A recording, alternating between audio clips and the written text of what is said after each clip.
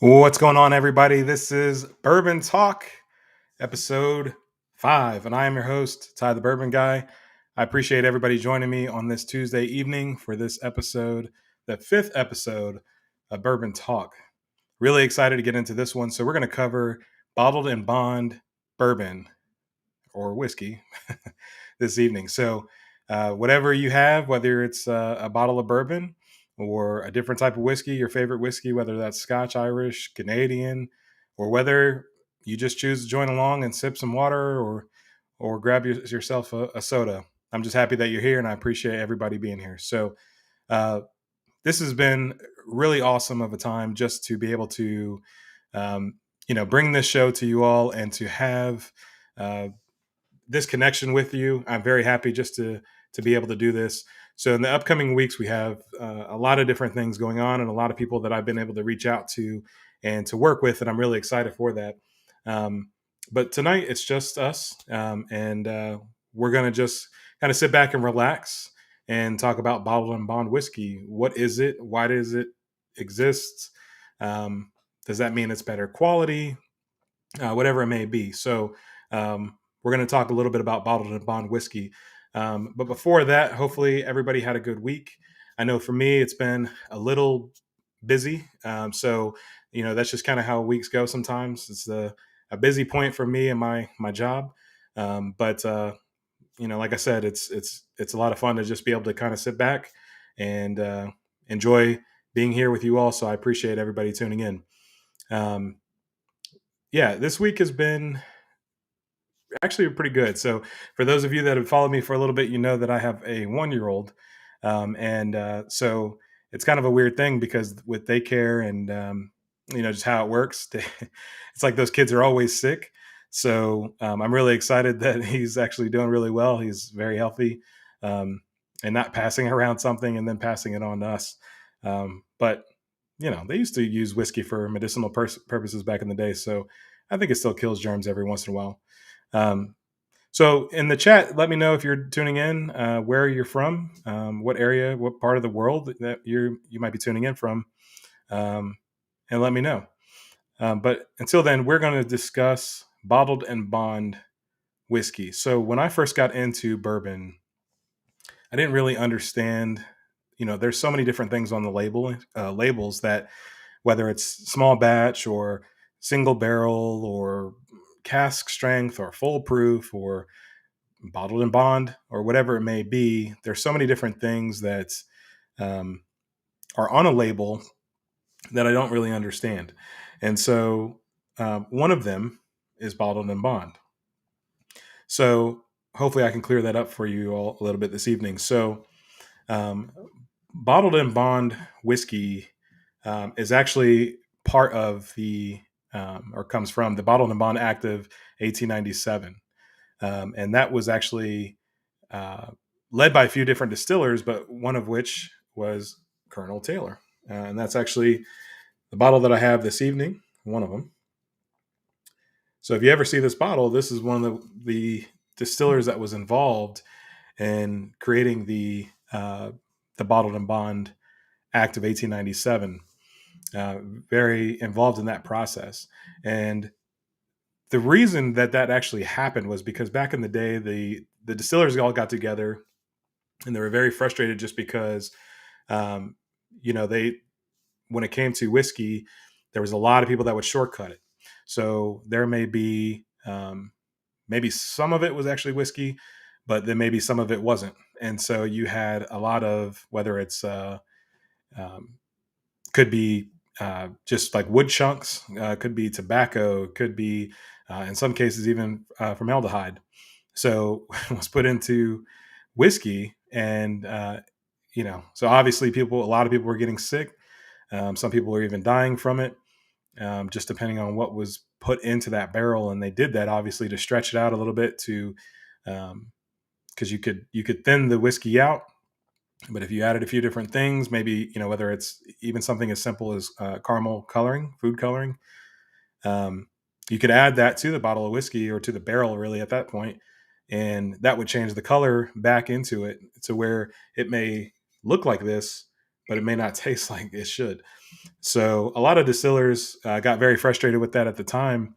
And so what they ended up doing was coming together and, like I said, created the Bottled and Bond Act of 1897. And Colonel Taylor, this bottle, he was very involved in that process. And so they ended up getting together with the government.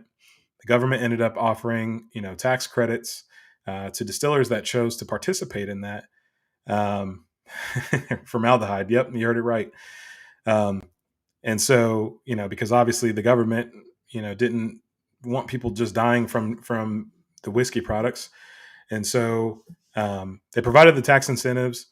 And this actually is a big deal because at the what's going on, everybody? At the time, now we think of a consumer protection law or something like that. And at the time, nothing like this existed when it came to food and beverage.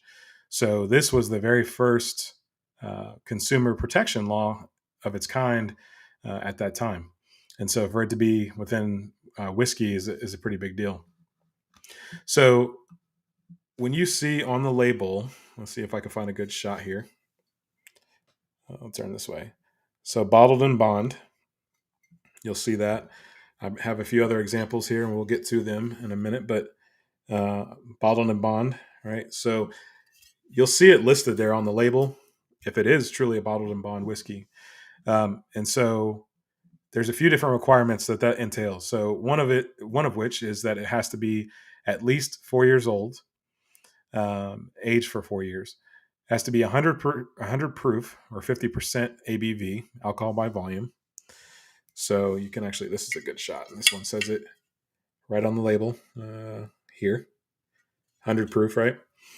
So has to be at least 100 proof, or has to be exactly 100 proof, excuse me. Has to be at least aged 4 years, made by one distiller in one distilling season. And if you were here for a few episodes ago with when I spoke with a few spirits, they reminded us that a distilling season is from January through June is one season, and July through December is the other part of the season. So it has to be within one distilling season and made by one distiller and stored in a federally bonded warehouse, just meaning that they keep tabs on that warehouse. So there's all these different things that go into that. And like I said, the government really stepped in just to say, hey, we're going to make sure that what is being put in this bottle is safe for the consumer.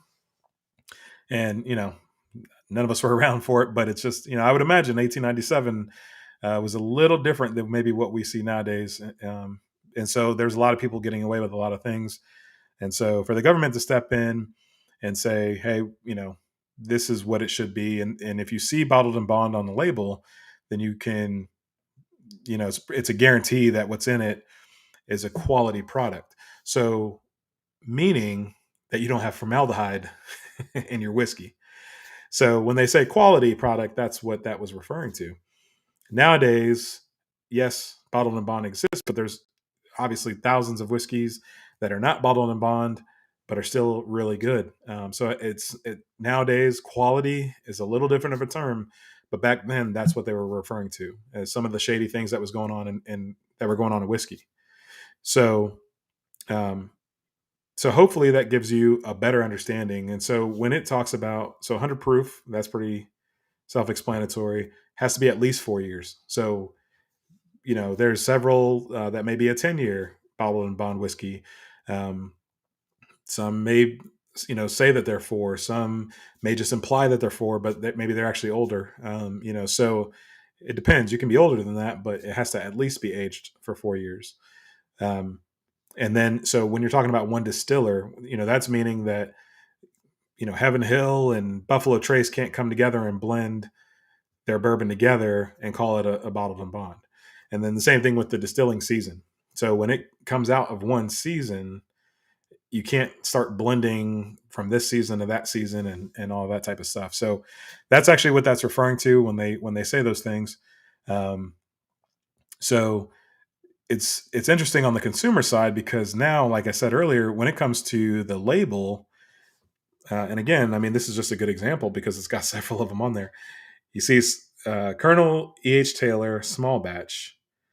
You see bottled and bond. So bottled and bond actually means something, right?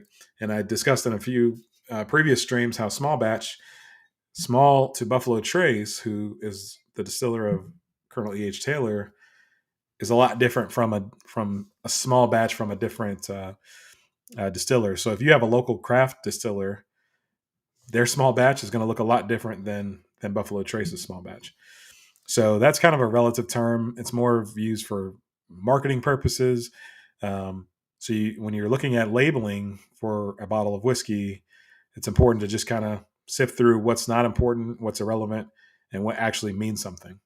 In this case, bottled and bond actually means something. So I actually have in my glass already the Colonel E.H. Taylor. I felt like that was a good place to start since he is the person that kind of led the charge on the Bottled and Bond Act of 1897. Um, but this is actually, in my opinion, it is a really good bottled and bond bourbon, but can be extremely hard to find. So I'll also discuss some other ones that maybe you can walk into a liquor store right now and hopefully find in your area, but we'll get to that in a second.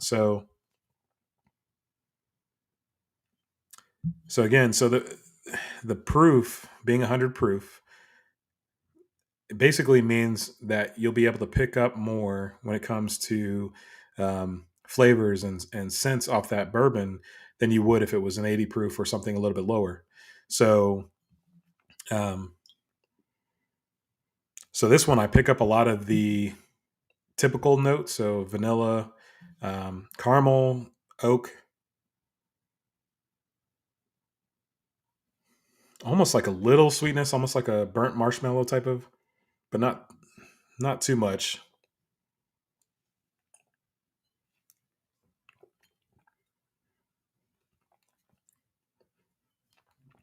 But the 100 proof, I think, especially those that are getting into bourbon, 100 proof is almost a really good place to maybe not necessarily start. If you're starting to drink bourbon neat, obviously a lower proof is going to help you approach it a little bit easier. So if you're drinking an 80 proof bourbon, uh, neat or without anything in it, then it's going to be easier to drink because it's a little bit more watered down. As you start to get used to that, though, I do think that bottled and bond bourbons are really good to get involved in because it doesn't burn your face off like something that's 130 proof or something like that, but it does still give you that um, it gives you that sense that it's there. Um, and again, when you're drinking it, you could tell that it's not as watered down as like maybe an 80 proof bourbon would be. So you're going to pick up more flavors of the fact that it's at a higher proof. And again, like I said, just because it's supposed to be aged at least 4 years doesn't mean that it can't be older than that. So when you're looking at bourbons, you might still have a really good, quality product that might be 10 years or maybe a little bit older than four, to where you're going to pick up more flavors out of that bourbon.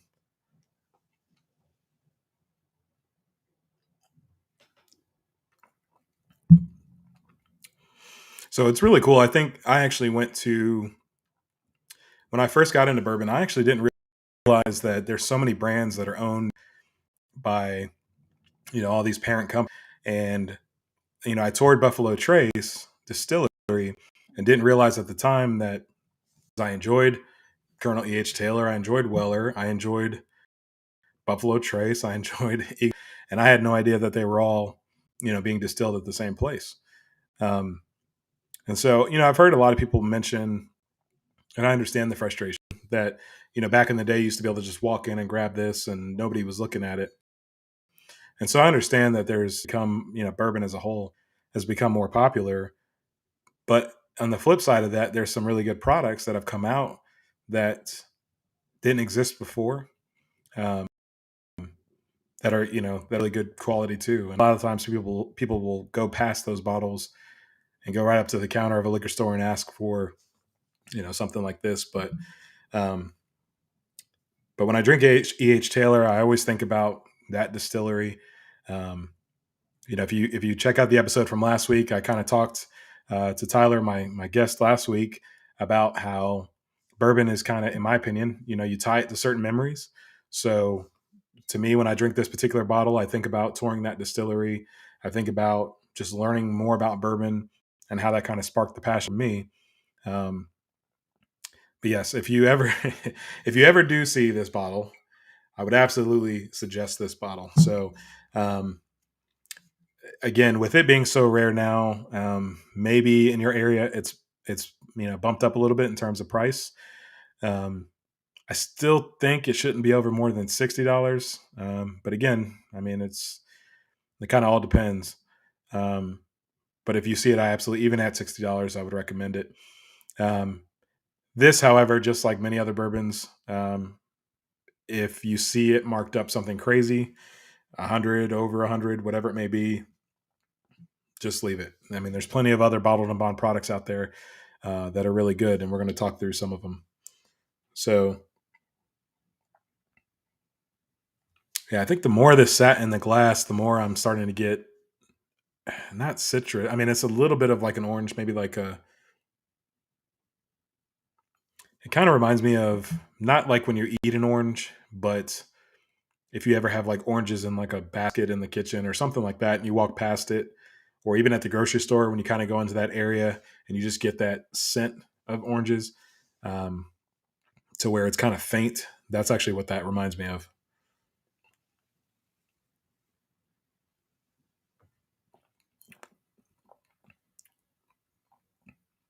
But again, got just a little bit on the back end. So as that is finishing, just a little bit of spice, a little bit of black pepper, just that type of spice.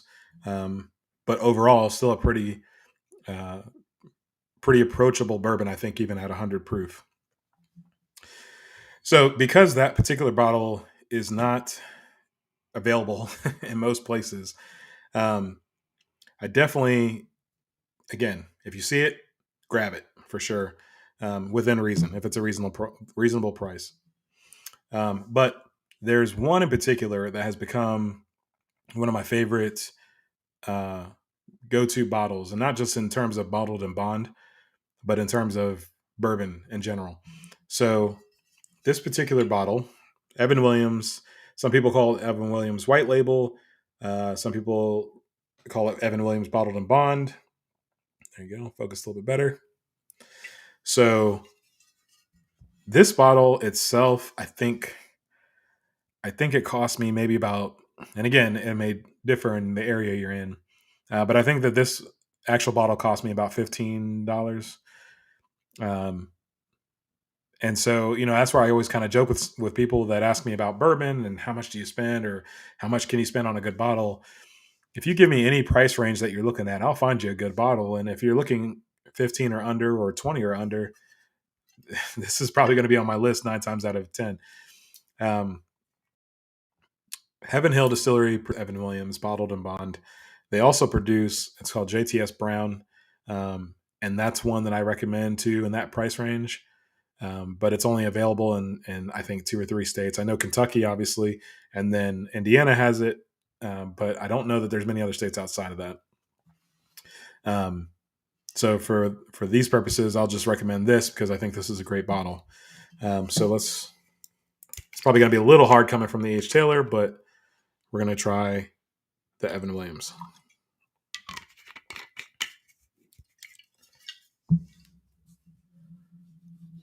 So, yeah, I will address that. So, it takes me back to the college days.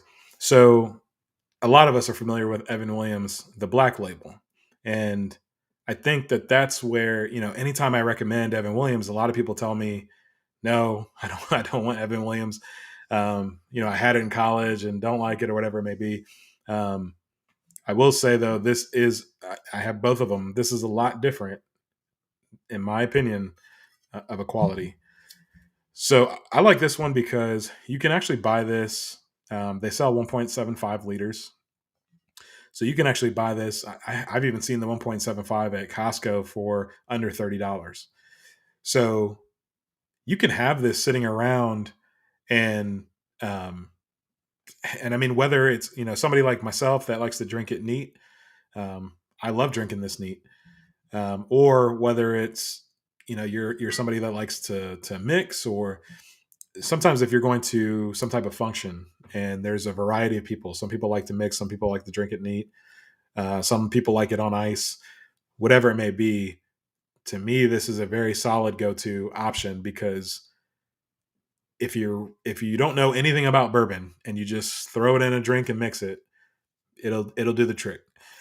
Um, if you're somebody like me that's very passionate about bourbon, I'm going to see it and say, "Oh man, they know their stuff.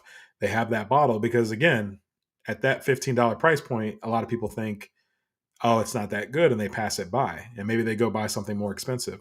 And I've seen that plenty of times. But if somebody buys this bottle, then that tells me that, okay, they must know a little bit about bourbon, because most people are not reaching for that $15 bottle to impress people. So I actually get, it's more of like a floral compared to the AH Taylor that I just had. And so again, for those of you that are new into bourbon and tasting, the fact that I just had that AH Taylor is going to impact what I get out of this Evan Williams right now. So if I were to drink it by itself, it may be a different experience. Same with when you eat food, um, and whatever I just ate, uh, a large pepperoni pizza is going to impact the way that this whiskey tastes to me. So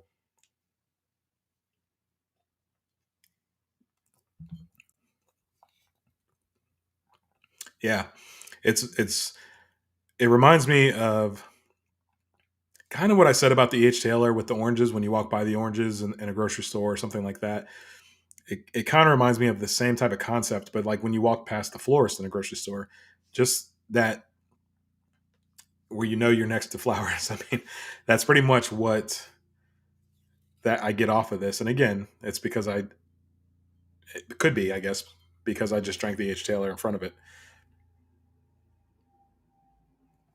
So um, I mentioned this a few times in the past, but if you're new to the channel, what I'm doing is actually, they call it nosing the glass. So I'm trying to figure out what that smells like. And one of the techniques that I use is I basically put it as close to my nose as I can until it smells just like alcohol. So once it starts to, have that ethanol note or just smell like alcohol, then I know to stop. I know I'm going too far, and then back it off of your nose. So I know I'm about here, and then I just kind of, what I do typically is I'll actually close my eyes and just try to ask myself, like, what are you smelling?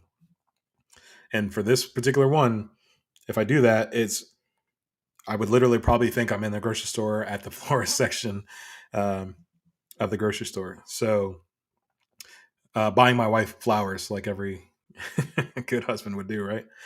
Um,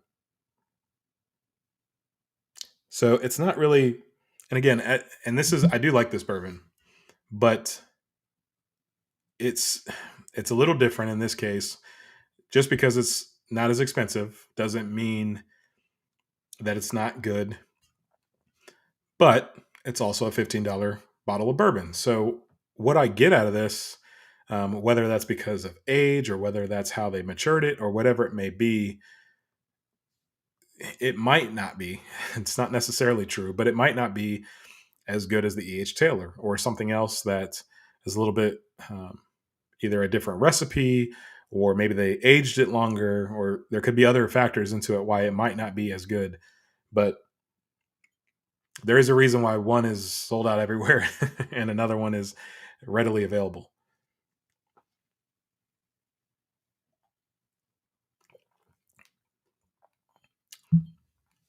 And again, I think at the 100 proof, um, I think whether you mix it with a cocktail, or whether you throw Coke in it, or whether you or Sprite, um, no matter what you do with it, it's it's powerful enough that you're still going to taste the whiskey even when you mix it. But again, if you drink it neat, it's not going to be so overpowering that it makes me not want to drink it. One of the things that I see is a little bit more common. Is like when I talk to people and they kind of joke with me and say like, "Oh, you're the bourbon guy," and they talk about the whiskeys that they may drink that are 136 proof, um, and how those are the best whiskeys out there. And so I basically I enjoy some of those, but I can't at 136 proof. I can't drink it all night long. Um, I, if it's that high of a proof, sometimes adding water can soften that a little bit, or adding a big ice block or something like that. Um, but for me, 100 proof is solid. I mean, it's like it doesn't taste too watered down. I still get the just a little bit of that bite without being too aggressive. And there's so many good bottled and bond products. Again, just because it says bottled and bond doesn't necessarily mean that it's going to be a great whiskey, but there are a lot out there that are really good. If you see New Riff bottled and bond, that's one of my favorites as well. I mentioned the Evan Williams. I have a few others here. Um, this is 1792 bottled and bond, and it actually I think has become a little bit harder to find. I still can find it, but again, I'm looking for a lot of bourbons a lot of the time. So when I do find it, if I ever go back to that store, let's say a week later, it's not there. So it goes quick, but I have been able to find this a few different times. So 1792 bottled and bond. And if you can't find that, I know this is the bottled and bond episode, but 1792 small batch, if you're just getting into whiskey or just getting into bourbon, 1792 small batch, it literally looks, the bottle looks the exact same, except for it says small batch instead of bottled and bond right there. That's also a great place to start. But since we're talking about bottled and bond, we'll stick to that. Here's another one. Uh, Wilderness Trail, bottled and bond. This is another great bottle. So again, just because you see bottled and bond does not necessarily mean that it's you know the best bourbon on the shelf or anything like that.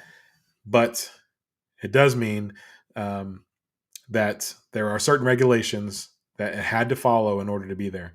So, I use New Riff as an example. So um, when New Riff came out and they came out with a bottled and bond, the first thing I did was because I was actually at the distillery talking with them about that before their product came out, and they told me that they were coming out with a bottled and bond product, and so I looked at them because for a new brand to come out with a bottled and bond means that they had to at least age it at least for 4 years, right? That's one of the requirements.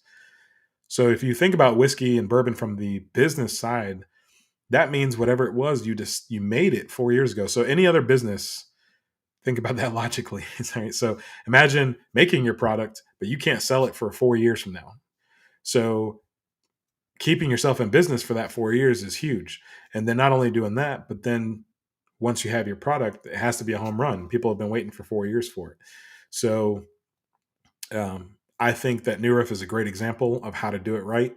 They're very transparent in a lot of things that they do, and they're bottled and bond whiskeys. I knew that I liked them, but I have had their bottled and bond and their single barrel. And again, we're talking about bottled and bond, but I've had them in a lot of blind flights, meaning, I've had four different glasses laid out and I don't know what's in them. And I've picked other ones that whether it's, I can't remember if EH Taylor was in that blind or not, but other bottled and bond bourbons that I enjoy. And I ended up picking that New Riff blindly every time. And so that tells me that I know I enjoy it, but that tells me that my palate really goes in that direction. Um, so with New Riff specifically, I'm excited to see, um, what they do from here, because now that they've done at least 4 years, as their products start to get a little bit older, I think it'll be, even better. I'm curious to see where it goes from here. So Frosty 210, first time tuning in. I appreciate you being here, Frosty. Thoughts on Bullet Bourbon? So Bullet Bourbon is one of those ones that is, I think when it comes to whether it's introductory, I see this on a lot of lists for um, bourbons to have on your uh, bar at home, or um, introductory bourbons, or whatever it may be. But I think people, and I'm just kind of generalizing here, but I think people in general, um, when they're highly involved in bourbon, I think there's several brands that, um, and Bullet being one of them. I think Makers is another, where they kind of get away from that and they start to maybe explore in this direction.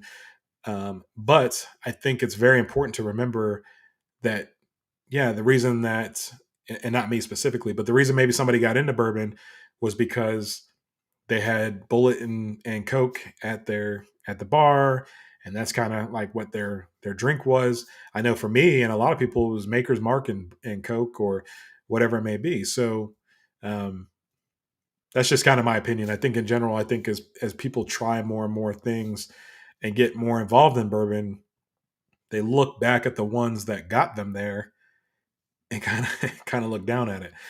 But that's a good thing if you actually enjoy Bullet, because that means that every time you go to the store, it's probably sitting on the shelf. So if you're kind of in that realm where you're making cocktails, you're buying bourbon to mix, I think Bullet is an excellent choice, because again, it's one of those ones that you can mix. But if I come over to party and I want to drink something neat, I'm okay with that too. So hopefully that answers that question. Um, So Jack and Coke was my first, as many others. Yeah, absolutely. Yeah, Jack and Coke, um, same type of thing. And so I think in my opinion, when it comes to bourbon, and there are a lot of bourbon enthusiasts out there now, I think you just have to meet people where they are. So you have to understand, when I'm recommending, I think people might even not like asking me anymore, like, what's my favorite or what do I recommend? Because I end up asking you more questions probably than you're asking me, because I think it's important to understand. So if you ask me, Frosty, what bourbon should I go get when I go to the store next time? And I ask you, what's the last drink you had? What's the last whiskey you had? And you tell me the last whiskey I had was Jack Daniels and Coke. That tells me where I need to go from there, if that makes sense. If I go tell you to go all the way over here, you may try that and have a terrible experience. Um, so I have to know the direction to kind of go. Um, and for me and for a lot of people, it is a gradual step. So I've mentioned before, but I actually used to manage a Starbucks back in the day, and I didn't actually drink coffee when I took that job. And one of the things they did really well was they just pretty much said, "Yeah, we don't care that you don't drink coffee. We'll teach you how to drink coffee." And I was like, "What does that even mean?" Um, but they literally did. So they just said, "Okay, he doesn't drink coffee at all. So start with a white chocolate mocha."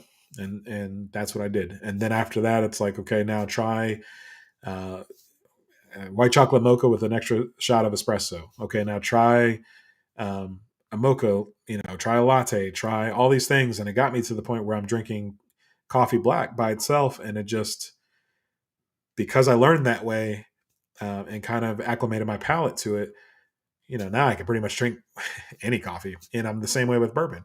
I started with mixing, and then maybe I went to ice and it was something lower proof. Basil Hayden is actually one of the ones that got me there. It was 80 proof, and so you add a bunch of ice into it, and it's watering it down even more so. But it's still, I'm thinking, okay, I'm drinking it on the rocks, and then I eventually went from there to a solid ice cube, and then drinking it neat. Um, so as I got into those, 80, 90 proof range, those, as I was in that range, I was able to then move up. So, okay, now I'm going to go to a bottled and bond that's 100 proof. Now I've kind of mastered that level. Now I'm going to go, oh, this one's at 115. This one's 120 proof. And like I said, I have some in the in the basement that are about almost close to 140. So they get up there. So yeah, so I'm really excited for all the shows that are upcoming. If you missed in the beginning of the episode, I talked about how there are a lot of different people that I've reached out to in the past few weeks, um, since starting this show, that have shown interest in coming on as guests. So um, if you are not already following me on Twitch, It's twitch.tv/Ty the Bourbon Guy.